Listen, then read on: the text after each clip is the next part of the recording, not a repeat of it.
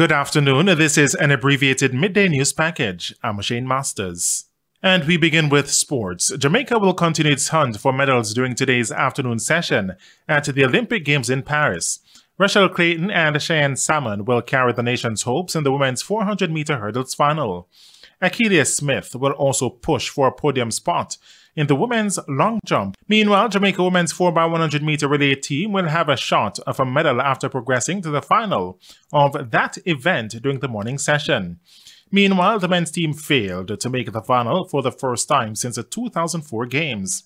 The quartet of Andre Blake, Jelani Walker, Jelani Gordon, and Kishane Thompson ended fourth in Heat 2 in 38.45 seconds. Both national champion Danielle Thomas-Dodd and Ladrika Cameron failed to make the final of the women's shot put event. Also during the morning session, national record holder Navaski Anderson finished outside the qualification positions in the men's 800-meter repechage round, ending fifth in Heat 2 in 1 minute 46.01 seconds.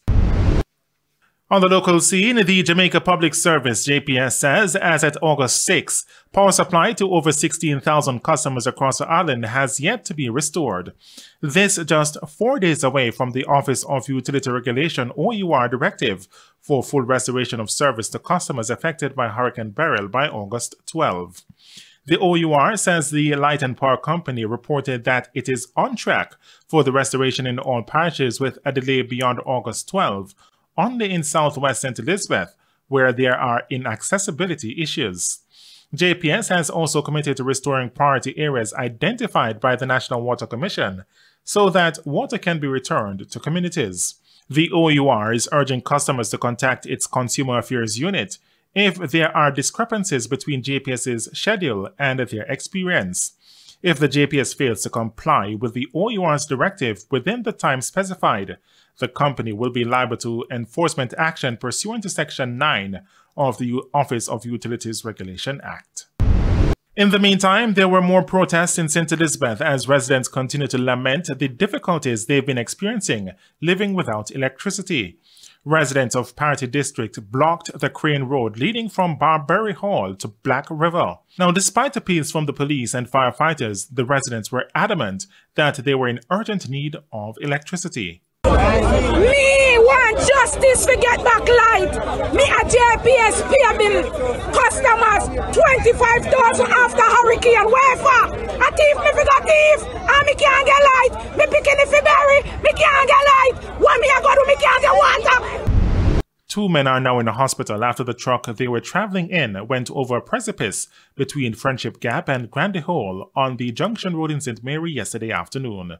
It's understood that the truck got out of control and fell around 40 feet. It's not clear what caused the accident.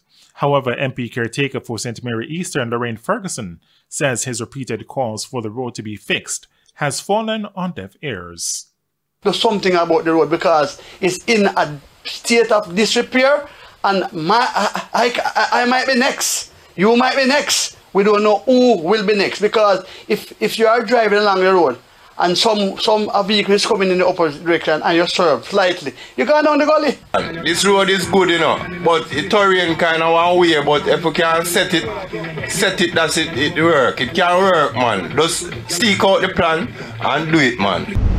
In business news, Alaska Distributors says it made a lower profit of $359 million in its first quarter ended June 2024. The company's latest unaudited report shows that this was down from the $448 million made after meeting tax obligations for April to June.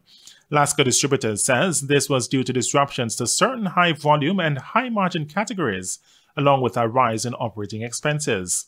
The profit was supported by higher revenue of $7.33 billion, up by almost $11 million. And on the international scene, Tropical Storm Debbie made a second U.S. landfall along the South Carolina coast. According to the National Hurricane Center, the storm is beginning to weaken and speed up. Debbie is moving northwest at 5 miles per hour. The center of the storm should move into North Carolina and Virginia Thursday evening. Debbie will move into interior New York by Friday evening. And that's the midday news. I'm Shane Masters. Join us at 7 for primetime news. On behalf of the news, sports and production teams, Have a good afternoon.